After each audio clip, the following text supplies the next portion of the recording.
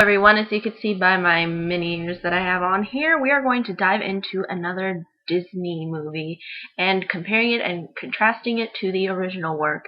Now with this one, as you can see by the title, which is Pinocchio, it's going to be a lot for me to cover because there is a lot of things that are different from the original tale and from the Disney work. And it's going to be probably a little bit of a long discussion, but I'm going to try to shorten it as much as I can as I explain it, and hopefully you can get some benefit and enjoyment out of it. So without further ado, let's address the commonalities that they do have, because they are there. For the most part, we have characters that are in common with the original work and with the Disney work. Pretty much all the characters that are incorporated into the Disney work are reminiscent of those that are in the original. However, the original has a lot more characters in the book because it's going through a lot of different adventures that Pinocchio has as a character. And in the Disney version, it kind of condenses that down into like some characters incorporated into it, but not a whole bunch like there are in the original work. So yeah, for the most part though, we do get, the cat and the fox are in it. There's all of these other ones too, including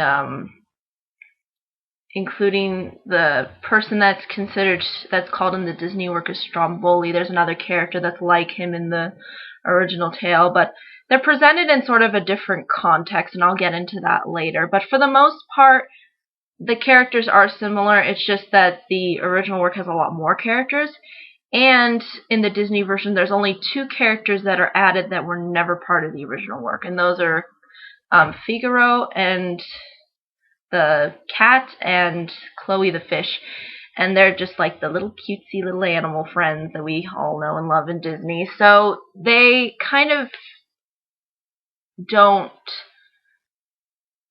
play that kind of role in the book because the book doesn't have them as characters. They were just, I guess, sort of created by Disney. So, but for the most part, there is a tie-in to that aspect. So it's all of the main characters are there, with Geppetto and Pinocchio and the fairy is there. It's just they're presented in a way different context, and I will go into this and explaining why. But for the most part, the way that they are just presented as such and kind of what they represent is the same in both works. So what you kind of get out of it is the same feel and what each character sort of represents. But they do have some differences that I will address. But the important thing to know is that for the most part, they're mostly there. In the Disney work, it's just there's a lot less characters in the Disney work, and everything is a lot more compact than it is in the book. So, with having that being said, what I can say also is a really big commonality between these two is the theme. They do not change the theme up in this piece, in these 2 works. They make sure that the theme is focused on these morals and how, you should try to make the best of yourself to help others, how you should be brave, truthful, unselfish. Those kinds of things are really highlighted in both works. And even though they may use different terms and terminologies to suggest those kinds of things, they are clearly there. It's, the whole idea of going to school, of making something of yourself, that's literally the main theme that the book and the movie try to suggest to you. Those are never shadowed away, they're never obscure, they're there, and they're imprinted really well in both works. And I think that's the really big hammering thing I think Disney wanted to get down, and that they knew that they could work with the story because it has that kind of moral grasp that kids can understand, that it's important to go to school, it's important to do work, it's important to think of more things than just about yourself. So there's that. And that's very powerful, and that's really ingrained into both. So That's a big similarity. And as far as everything else, it's pretty different. The character Pinocchio, in particular, is a little different than he's portrayed between the two works. In the original tale, he's kind of this really rambunctious, naive, and very rebellious kind of kid. Or puppet, you could say, because he's not really presented as someone who's trying to become a real boy to begin with. In the Disney version, it's clearly highlighted that Pinocchio wants to become a real boy, because that's what he was created for. Because the blue fairy creates him in the Disney work, however, she doesn't in the original work. But I will get into that later when we go to talking about plot. But as far as you can tell between the differences in the two of the characters is that the Pinocchio in the original is just a little bit more rebellious, a little bit more on the side of wanting to do bad things because bad things are fun. Not going to school, not doing work, those things are fun. And so he thinks, like, why should I focus on doing work? Why should I do that? I can go off and do all of these really cool things. I don't need to go off and go to school and make something of myself. That's just stupid. I'm going to go off and, do what I want to do. Whereas I think in the Pinocchio in the Disney version is a little bit unsure. He sometimes just flips because he doesn't really, it really goes into the conscientiousness of a child and really examines, okay, there is a right and then there is a wrong in certain circumstances. And it's all about trying to figure out what's right and what's wrong. And I feel like that they focus more on that, especially when they have the Jiminy Cricket character who's really present throughout this entire Disney work, is that, and it makes Pinocchio's character seem more like an actual boy. He feels like sort of genuine, you could say. Whereas in the original book, he's kind of just this self-centered, crazy,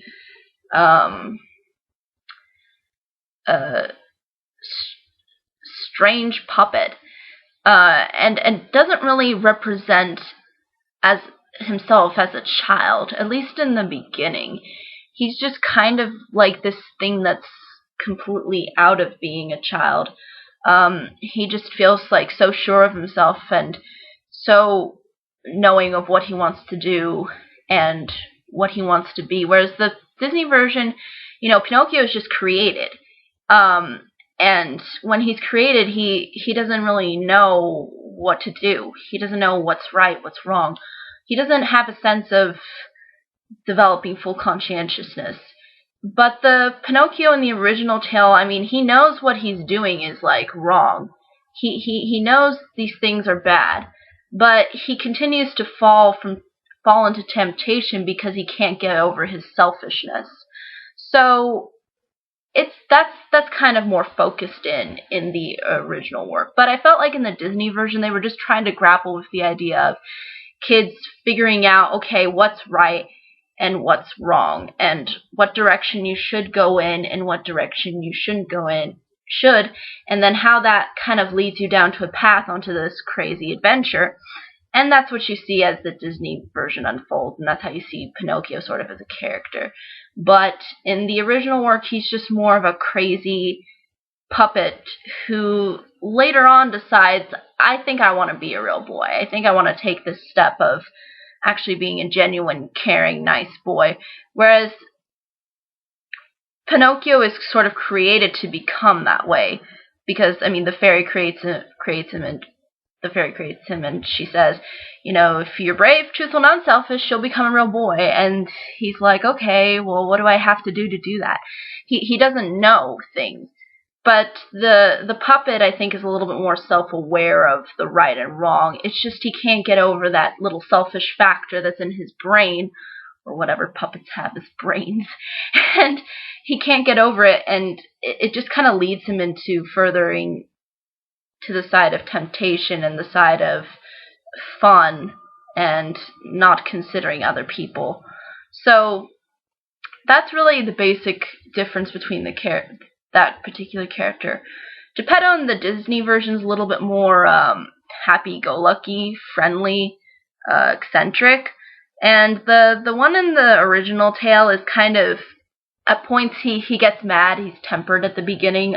You'll see kind of this as I go through the whole plot and explaining it, but he's not really a bad guy at all. He just kind of is maybe a little bit more disciplined, I think, with Pinocchio. In the Disney version, he kind of displays himself as a little bit, naive as to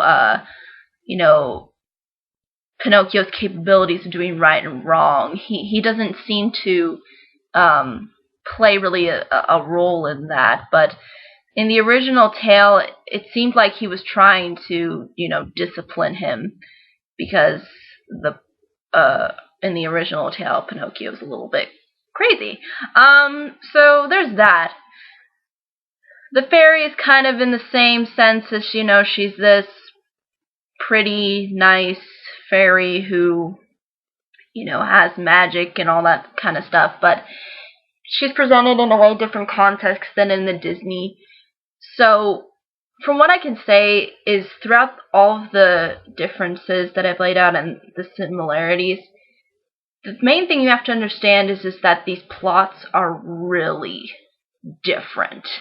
I mean, the Disney version, which I think I'll just maybe get out of the way right now, is very condensed. And I think that Disney knew that they had to do this. They could not put all of this stuff in, because the way the original book plays out, it almost plays out like a TV show. Like, you could watch an episode every single day, and each and every single day, there'd be another episode, and blah, blah, blah. Pinocchio goes on this adventure, and it's like, to be continued, on to this adventure, and blah, blah, blah, blah, blah.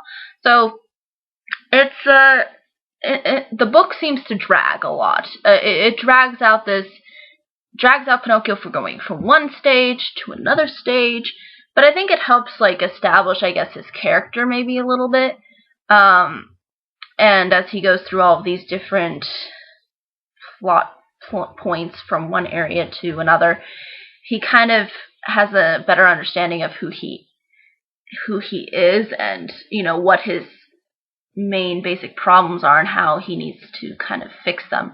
But at the same time, he doesn't fix them. He never fixes them until the way end. So it's kind of one of those strange tales that keeps taking you from one place to the next, and then ending up with sort of the same result. In the Disney version, it's almost like Pinocchio is going through one stage to the next, but it's more condensed, and you get an idea of, who Pinocchio is. You get a sense of, and it's shown a lot through the animation, especially with Pinocchio. They make him feel like an actual, genuine, real boy. Like, I like when I watch Pinocchio, I feel like that Pinocchio, the character, like the way they drew him, the way they made his motioning movements, like when at one point he scratches his knee or does something, it seems so childlike and so realistic.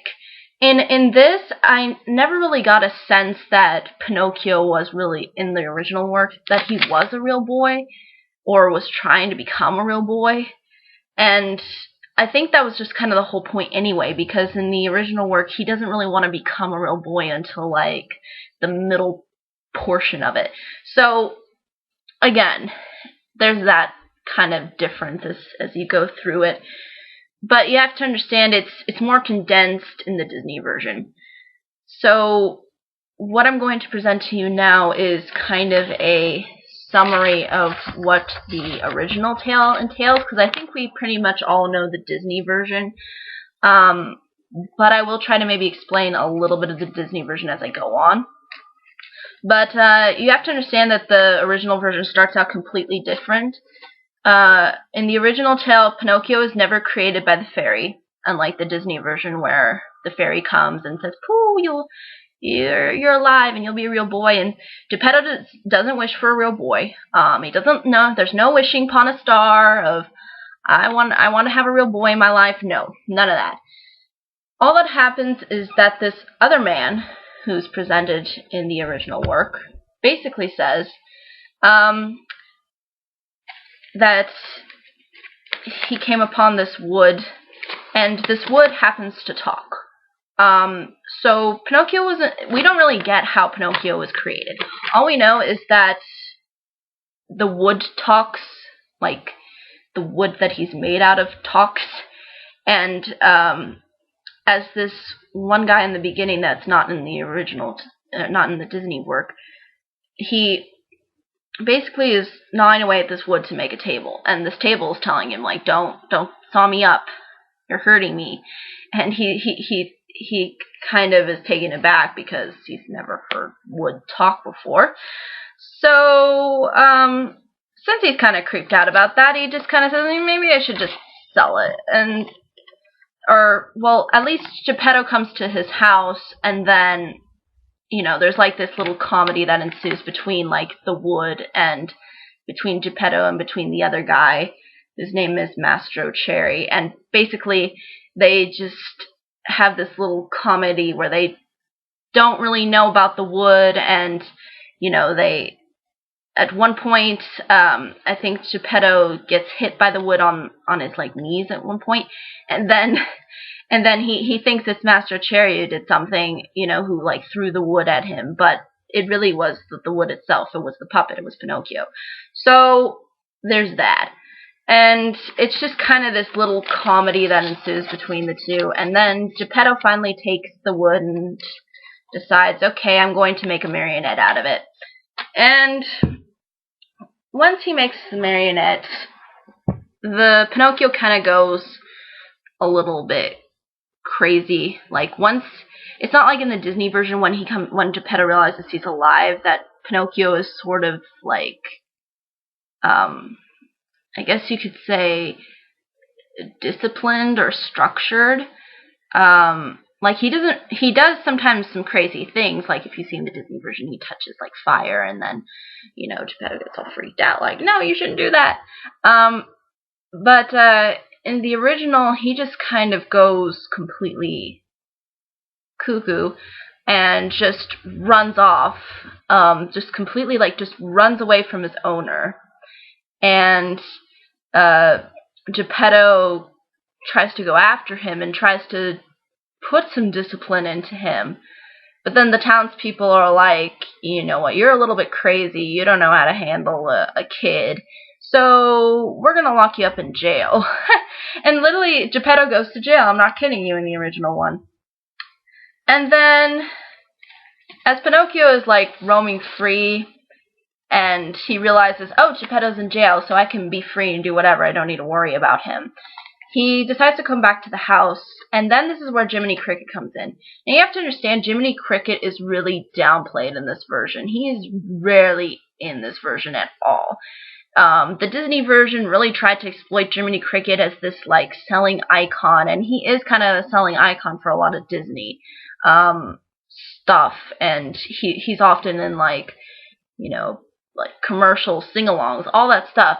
He's a really profound character, but it's just so funny. It astounds me that in the original, he really doesn't play that much of a significant role. I mean, he's really downplayed. But he tells Pinocchio, like, hey, you know, you should be a little bit more nice, you know, you should, you know, like, go to school and do stuff, you know, and you know, not reject your father that way, and blah, blah, blah. Just trying to give him advice. And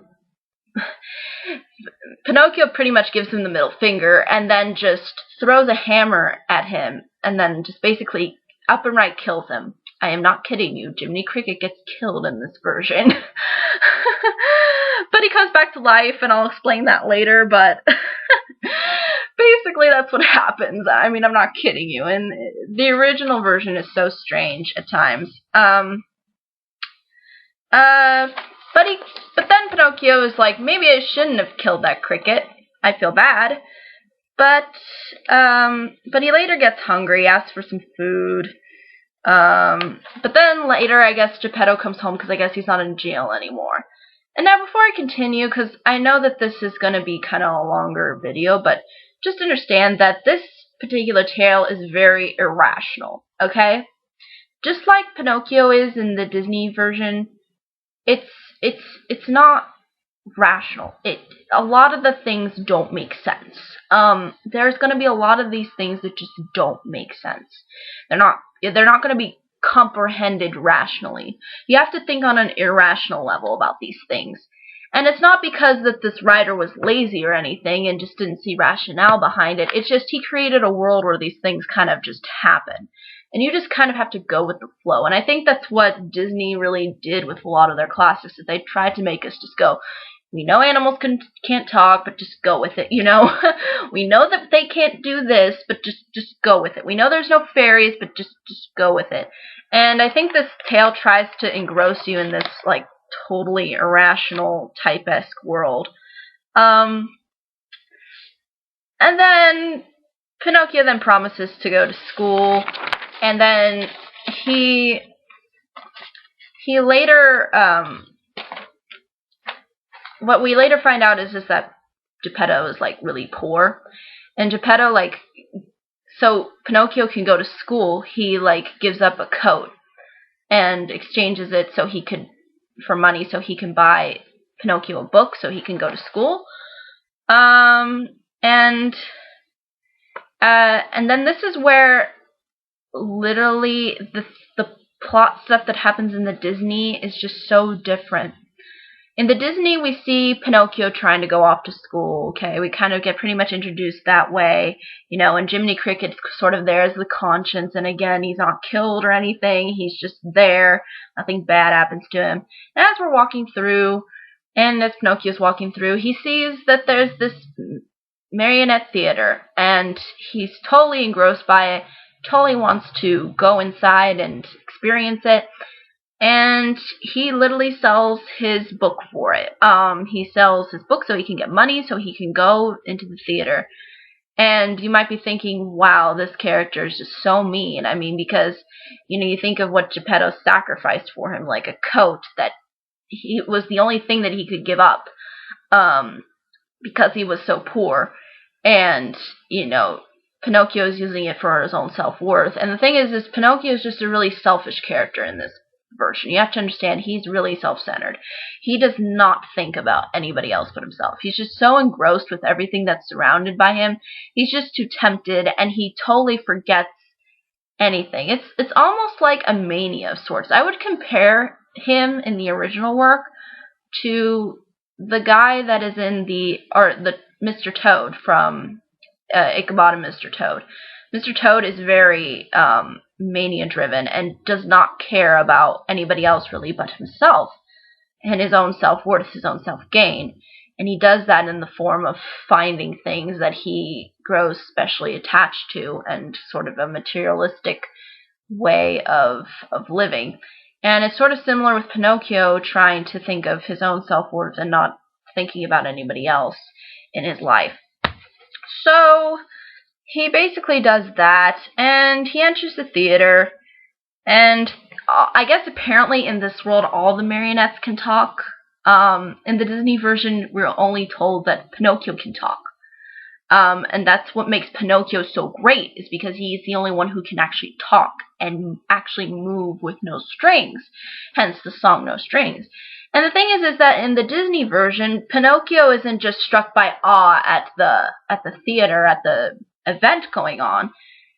It's not his own awe. It's actually the villain's awe. And this is where the cat and the fox come into the Disney version. In the Disney version, they basically say, okay, there's this puppet with no strings. That is amazing. We should just ride on this so we can get money. Both in the original and in the Disney version, they're motivated by greed. I mean, greed is a really big concept in the two of the works. So you have to understand is that in the Disney version, it's a little bit more clear, and it doesn't follow like such a really big plot of going from one place to the next. It's very condensed, and I think they did a good choice of just making the cat and the dog be the one, or cat and the fox, excuse me, to be the ones who go in and kind of seduce Pinocchio instead of Pinocchio being directly seduced by this theater and by this spectacle. So, as this tale progresses, we see that in the Disney version that Pinocchio comes across the next villain, which in the Disney version is called Stromboli, and in this version, I believe he's called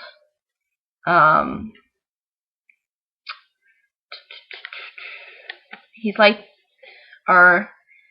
called the director or fire eater. That's what he's called. And so Stromboli in the Disney version, that's what he's called, and fire eater in the other version. But basically, when Pinocchio in the Disney version falls for this, the owner Stromboli kind of treats him like, you're gonna make me tons of money, and Pinocchio though ends up wanting to go home, but Stromboli wants to keep him, so it's sort of like he's taking Pinocchio against his own will. In this version, he's not treated as in the original version, he's not treated as sort of like this spectacle of anything, because all of the marionettes can talk. All of the marionettes can move, apparently. It's just the fire eater or the director, who's called like that in the original version, wants to use them as firewood just for a meal. That's basically it. And when he comes across Pinocchio, he decides, hey, you know what, I'm going to use you as my firewood for this evening because I only have a half-baked bird here and I want to eat it, so yeah, I'm just going to use you as wood. And then Pinocchio's like, no, don't. And then the fire eater becomes sort of sympathetic and he decides maybe I should take another marionette. And then Pinocchio says, no, don't do that. So as we see this kind of plot unfold, we realize that Pinocchio is still compassionate about people. He still has a sense of wanting to take care of other people. It's just that his own selfish interests exceed sometimes that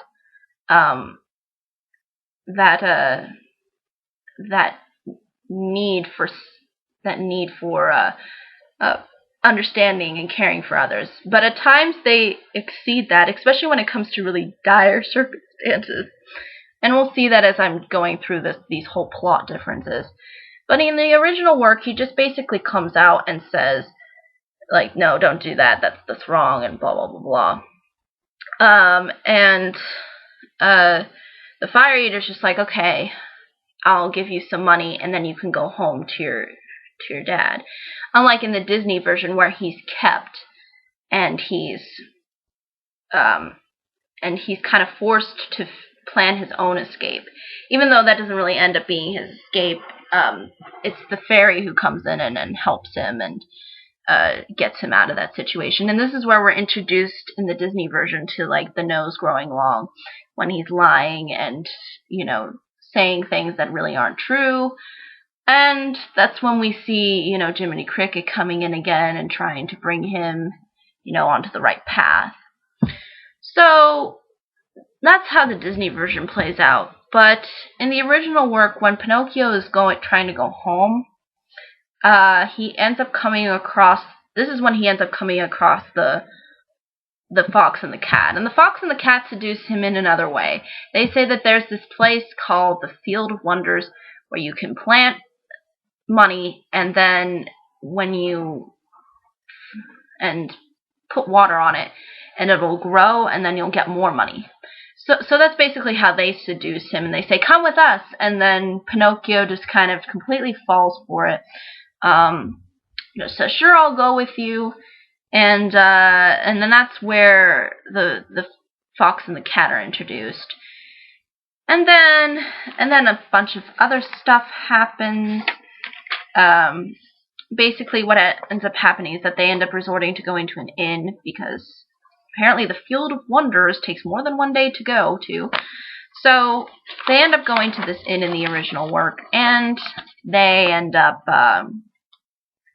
just sleeping there for the night. But then Pinocchio is woken up in the middle of the night and the innkeeper tells him that that the cat and the fox left, and it was because of a dire emergency, and Pinocchio just decides, okay, well, I'm just going to go off by myself.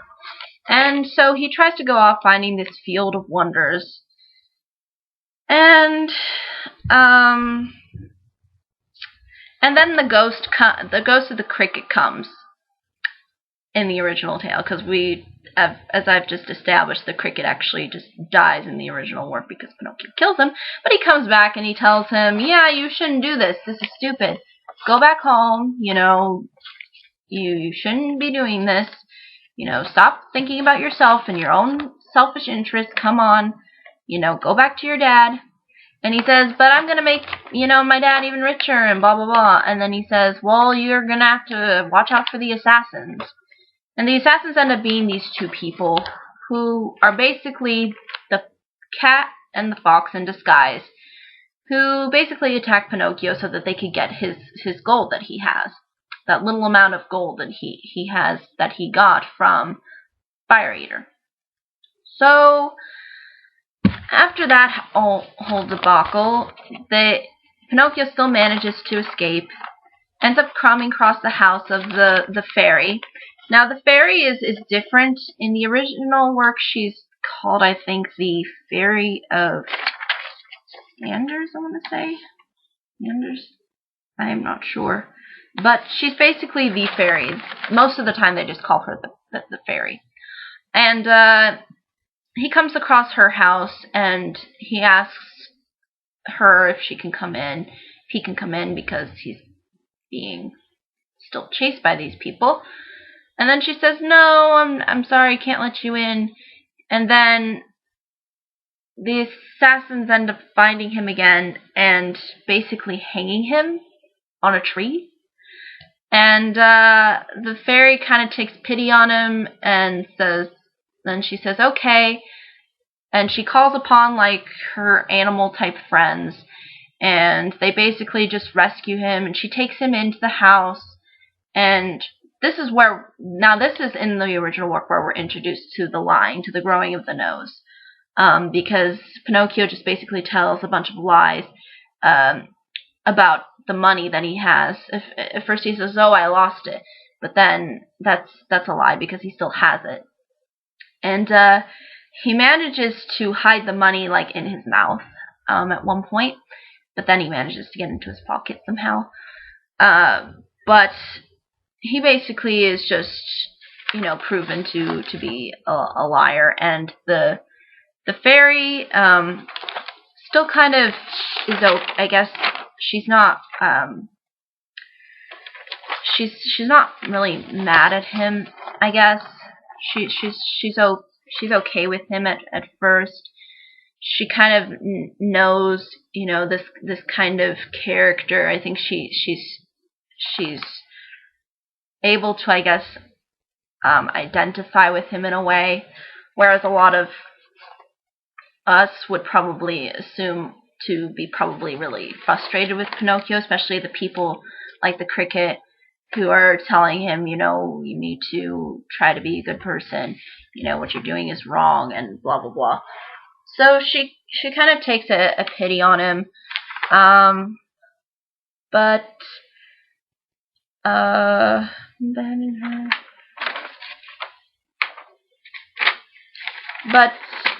she later tells him, though, that, your dad is, like, looking for you. He's going to be here soon. And then Pinocchio gets so excited that he just decides, okay, I'm just going to go up and meet my dad. And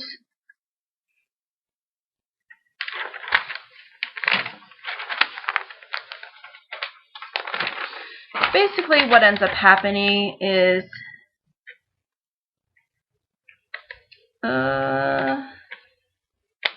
that he runs into the fox and the cat again. And now he doesn't know that the assassins are actually the fox and the cat. And basically what ends up happening is that they seduce him again. And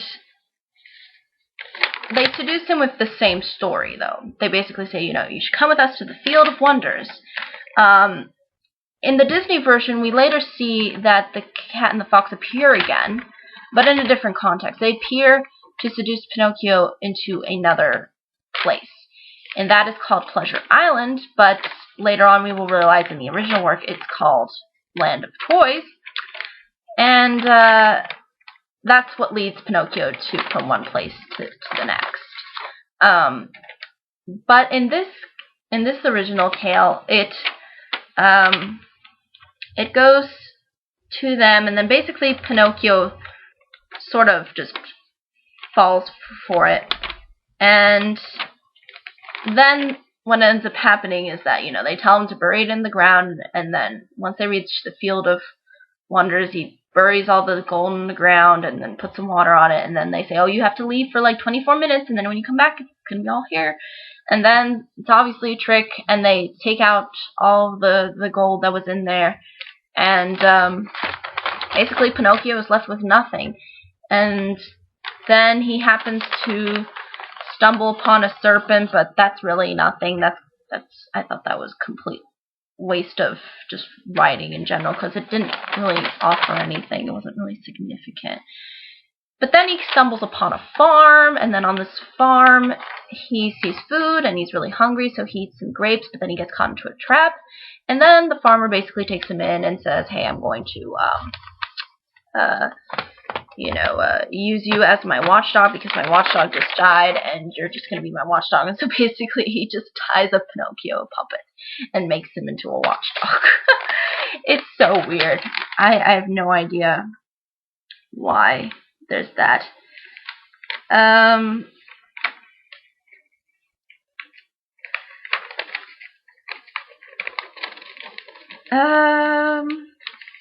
And then what he tries to do is, once he escapes from that duty of being a watchdog, he tries to return to the fairy's house, and he's come to really grow and I guess admire the fairy. And what ends up happening though is that there's a pigeon that comes and tells him that she died of grief because you left her, you abandoned her. So,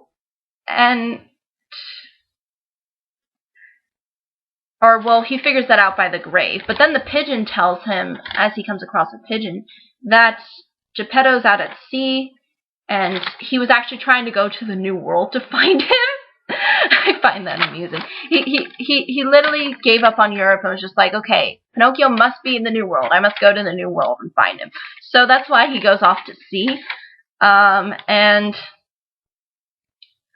then basically the pigeon offers Pinocchio a ride, and he goes up to where the sea is. And then when he goes to the sea, there's a dolphin that he comes across, and I guess dolphins can talk too, animals can talk in this world that this author created. And he says that basically, not that Geppetto was eaten by a whale, but he was eaten by a shark. I mean, my translation that I got was that it was a shark that he was eaten by. I thought that was rather strange. And it's not called Monstro, it's called just Shark. And as he gets this information from the dolphin, though, he ends up coming upon land. And so he gets really desperate because he's very hungry and he's lost. And then he happens to stumble upon a woman, and the woman actually happens to be the fairy. And then the fairy takes him in, and he tries to go off to school. There's some mishap with that because he's kind of bullied and teased, and he ends up being accused for something that he didn't do. He runs away because apparently this will lead up to jailing for him. So he tries to run away, escapes when they send out a dog to chase him, and he takes sympathy, though, upon the dog and asks him, will you, stop chasing me if I save you? And the dog's like, sure, yeah, I'll do that. And then he basically ends up with a fisherman, and then the dog comes back and then saves him from the fisherman, because the fisherman thinks for some reason that this puppet is a fish and that this fish is going to be delicious or some weird reason.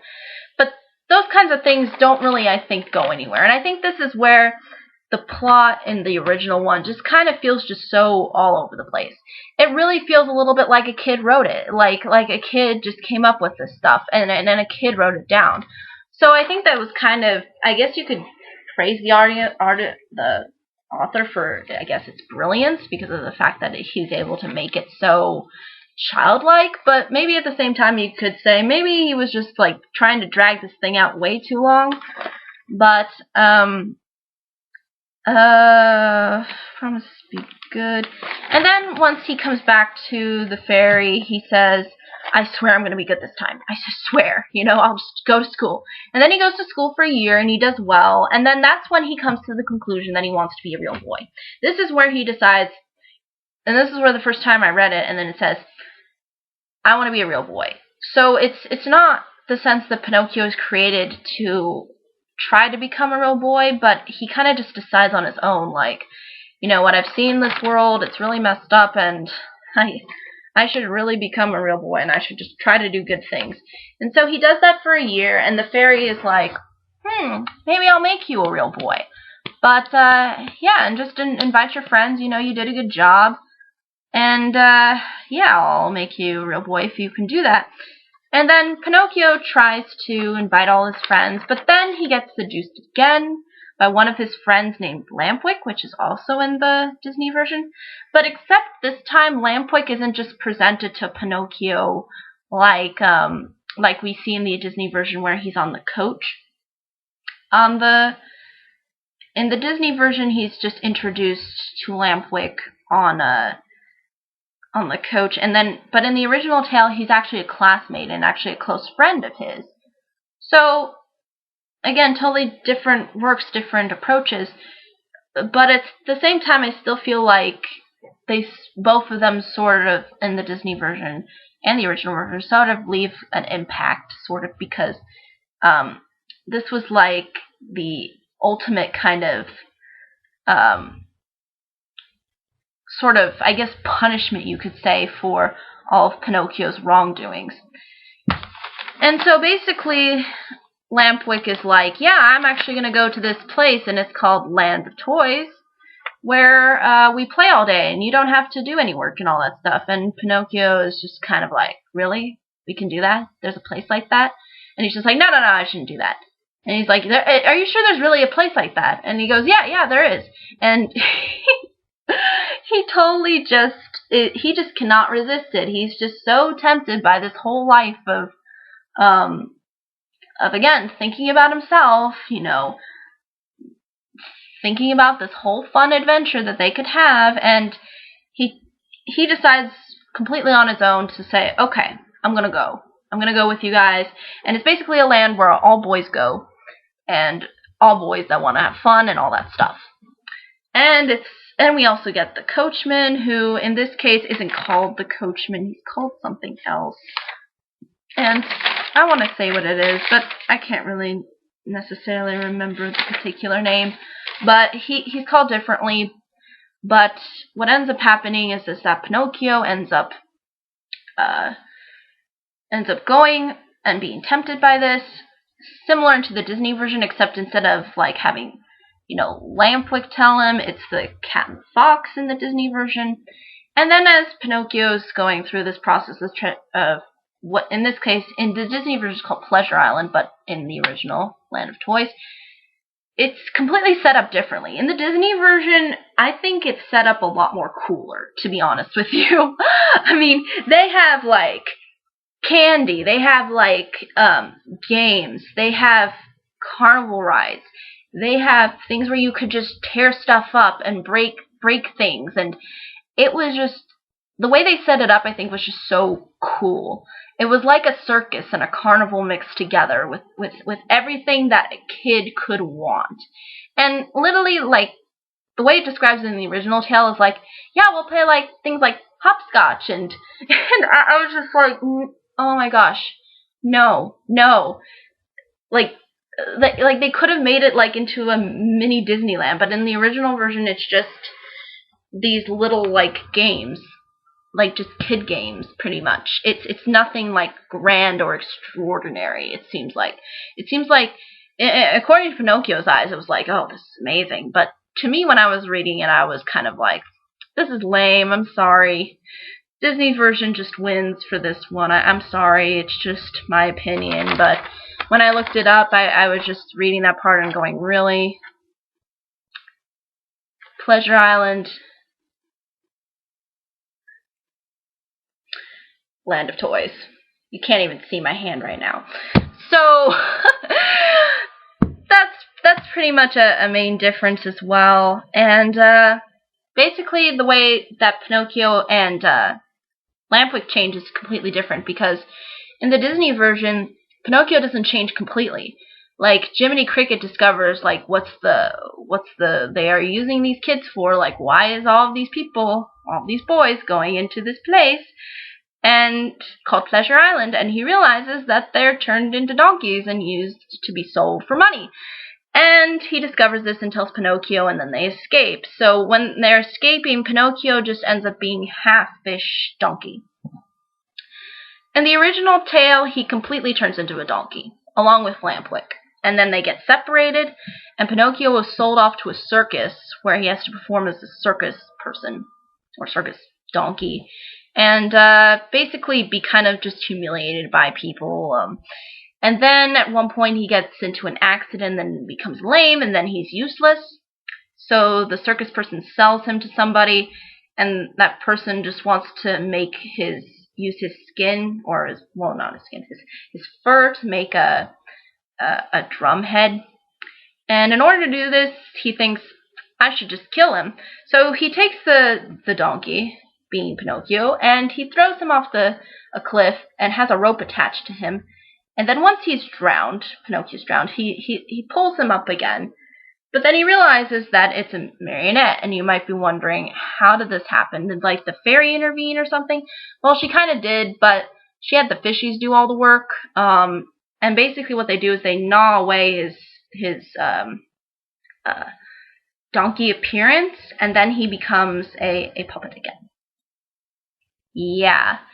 Very, very strange. This is a lot of weird stuff that I'm telling you right now. And then once in the original version, he is lifted up. He tells the guy his story, and then he basically just says, "See ya, sucker, I'm leaving." And he's like, and then the guy just goes, "Wait, what about my money?" You know, and he just gets mad because he feels like he was just, sold something that he's not going to get any use out of. But Pinocchio's like, "Bye-bye." And then, as he says bye-bye, he ends up swimming around, and then he comes across the shark. The shark swallows him. He comes across a fish named Tunny, and then he comes across his dad. He and his dad escape. Then Tunny follows their lead and escapes too. And then there's no, like, big climax. I mean, in the Disney version, there's a pretty intense big climax where the shark actually wakes up, and Pinocchio is trying to save his dad, and it's really intense, and it's really well done in the Disney version. But in the original, you don't get that climax at all. The shark just sleeps. The shark just literally just passes by that. Just totally doesn't see that the fish and the two people, or puppet and man, left. Does not see that, and basically Pinocchio and Geppetto are taken to land by the fish Tunny. Tunny drops him off on land, and the thing is that, Geppetto's probably starving because he hasn't really gotten a lot of food. So he and Pinocchio try to find some shelter and food. And they come across this house, and they come across the cricket again. And I'm assuming that the cricket and the fairy are kind of on the same page here, like they know each other somehow. And basically the cricket tells him, yeah, this is a house for, you and your dad, so you can, get better. And basically Pinocchio, throughout this entire part of the story, just takes care of his dad, makes sure that everything's okay with his dad, makes sure everything gets better. In the beginning, he tries to find some milk for him, and he goes to a farmer, and this farmer ends up owning a donkey. And I don't know if I should tell you this or not, but maybe I can just give it away right now, is just that donkey ends up being Lampwick. And the problem is though, is that Lampwick is dying, and basically he just dies.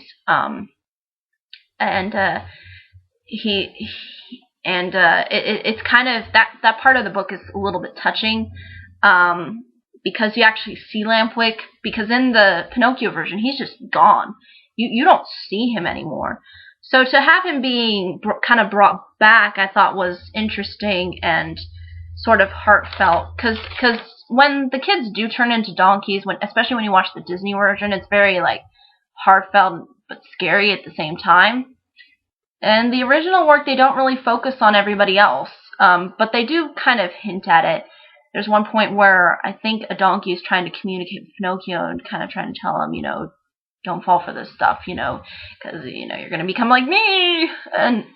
But the person that's like running the coach is kind of just tells the donkey, shut up. So there's that.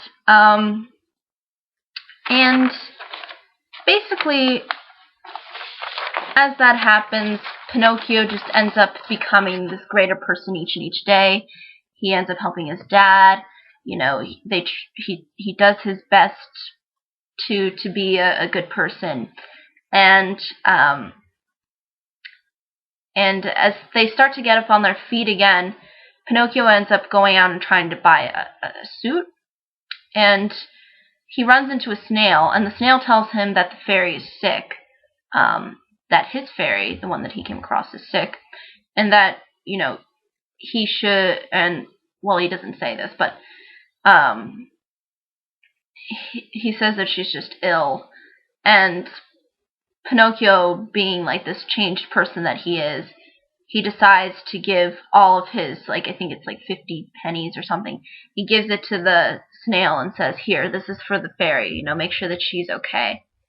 And so we really see this morphism of compassion. And I think she really sees the compassion within Pinocchio. And we have to understand here is that Pinocchio isn't completely self-centered throughout this entire thing. It's just he doesn't know how to control his temptations for it. But then later on, he realizes how to.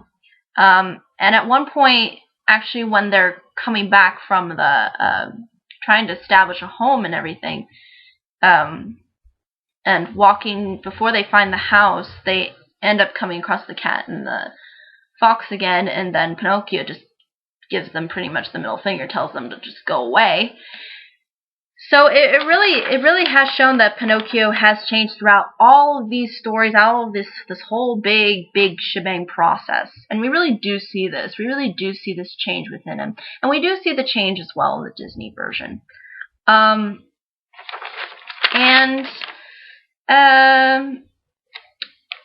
as far as that's concerned, is since the fairy sees that he's, giving her money to her, she sees this as a really big sign, and she decides to come into his sleep somehow, because she's a fairy and she can do that kind of thing, and she basically turns him into a real boy. And that's the end. In the Disney version, Pinocchio literally sacrifices his life. I mean, the reason why I find Pinocchio fascinating, especially the Disney version, is the fact that, Pinocchio just laid down his life for Geppetto. He literally, you'll see it in the climax when you watch it, that he literally just lays down his life for him. And you never really see that in a Disney movie. A lot of the times it's usually the adult sacrificing a lot for the child, but you never see a child sacrificing so much for an adult. And he does prove himself to be brave, truthful, and unselfish, like the fairy says in the beginning.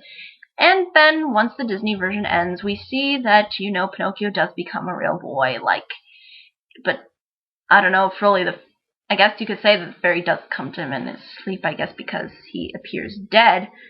But then she sort of revives him and makes him into a real boy. And that's pretty much the Disney ending. So as I was going throughout this whole thing, I was mostly explaining most of the original tale. Again, because a lot of the original tale is a little bit out there. I think some of the stuff could have been, chunked down because, some of the stories don't really go anywhere. But I think they try to get Pinocchio from one place to the next, but I think that the author could have done that in a more compact way. But either way, they're both really good works. I mean, I would recommend that you read both because they kind of highlight sort of the nature of how people, think for themselves a lot of the times, and how that can really end up damaging people and yourself. I mean, if Pinocchio had kept going down this path, he probably would have died. And in the Disney version, he literally dies. But he's, revived, because we know Disney does not let people die. There is a revival, sort of like in Snow White. There is a resurrection, I guess you could say. But both of them, I think, have really good things in them. I think they both have something to offer, and I definitely would recommend both, and I'll try to make sure that I have links in the bottom for both the movie version as well as the original work, at least from the one that I read, which took me forever. It took me all day to read the original work. But for what it was, I thought it was interesting and it was worth it. And I think the differences are actually kind of funny and amusing to me. But I think what you'll just realize is that the original work just has more in it. There's just more stuff in it. More characters, more, a different way on approaching these characters, and a different way of addressing sort of this character called Pinocchio. So, I think that's really all I can say about all of these particular people and these particular works. And these ears are so soft. But overall, I think they're just both recommendable. Again, Disney, I think, did a good job of trying to condense it, and they made some things, I think, a little bit more powerful than they were in the original work, but there's still also some stuff in the original work that's also really profound and interesting. So, again, I'd encourage you to check both of them out. I'll make sure to put links in the bottom. And I will see you all tomorrow, where I will pick one of my movies, and I still don't know what I should do. Still have no clue what movie I should do or review for an underrated movie. But I'll figure that out, and until next time, bye-bye. And may, I guess, the mouse be with you. Or whatever you want to call whatever Disney maybe represents to you. But as far as I can tell, the way I'm going to see these segments is this: I'm probably going to, whenever there's a princess one, I'll wear a crown. Whenever there's just a regular Disney movie that doesn't have any fairy tale-ish aspects to it, I'm just gonna wear the mouse ears. And then when there's Peter Pan, I have a Peter Pan hat, and I'll be sure to wear that. So, really looking forward to this segment, and hopefully you can get some value out of it. Hopefully it's been very useful, and hopefully it's very eye-opening, and hopefully you'll learn something out of this. And I think that's pretty much the end of the video. Any comments, questions, concerns, be more than happy to answer them. I know this was kind of long, so it's probably going to be a little bit confusing. Again, separating, okay, what's the Disney version and what's the original work. And if there's any confusion that was caught up or brought up in this video that you didn't really understand what I was saying, then feel free to ask. More than happy to. So I need to go off and get ready for dinner. Dinner is pizza. So happy for pizza. So happy it's summer. Alright. Take care, everyone. Bye-bye.